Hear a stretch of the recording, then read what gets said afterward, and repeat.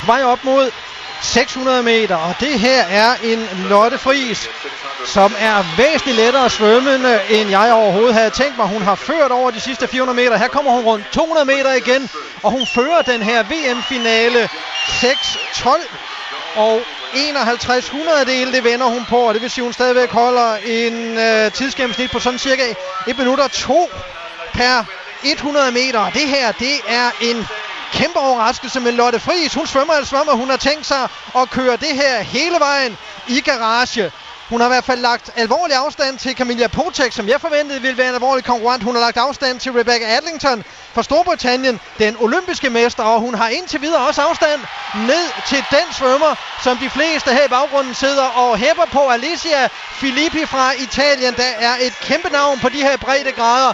De er på vej op mod de sidste 100 meter. 125 meter igen, og nu begynder der altså at komme acceleration ned bagfra. Hun har Adlington liggende indenfor, har Lotte Friis, hun har også Joanne Jackson, og de to, hun nok tænkt sig at gå ind og melde sig i medaljekamp her, men ned bagfra, der kommer Alicia Filippi, præcis som hun gjorde i 1500 meter finalen, men den her gang, der har hun altså ikke afstand på vej ud på de sidste 100 meter. Det er Lotte Friis i stedet for, der fortsat vinder først 7:15:30. Hun kommer til at sætte en flot dansk rekord, og hvis det her, det går, som jeg i øjeblikket sidder og ønsker mig, så bliver Lotte Friis altså verdensmester, og så er der 12.000, der går helt ned med flaget her i Rom, og hun bliver ved med at arbejde for sagen, gør danskeren. Hun er kendt for, at hun har en forrygende afslutning. Vi så det ved OL, og kan hun gøre det her i VM-finalen, så bliver hun altså verdensmester. Jeg har en gigantisk knude i maven, det er Lotte Friis, og det er Alicia ud over de sidste 50 meter. Det er stadigvæk danskeren, der er i spidsen, og så giver hun alt, hvad hun har med bensparket. Hun får medalje igen.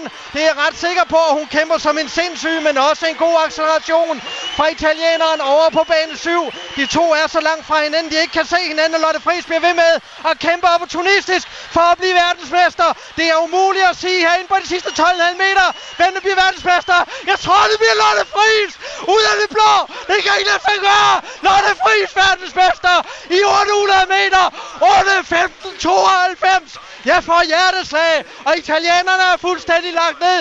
Lotte Friis, verdensmester i 800 meter.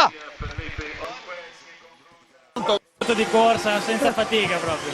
Grazie Mirko, adesso è giusto interromperci ancora qualche secondo per rendere omaggio alla vittoria della Friis per la Danimarca in questa gara che ha visto appunto Alessia Filippi chiudere al terzo posto. È giusto sentire tra pochissimo l'inno danese. Sandro, Luca. Beh, direi proprio di sì, una gara conquistata da un atleta in attesa, un atleta che progressivamente nel tempo è migliorata, che ha avuto pazienza e che ha avuto anche il coraggio di andare a sfidare le altre ragazze, lei che sicuro non era una delle favorite, perlomeno non alla vigilia.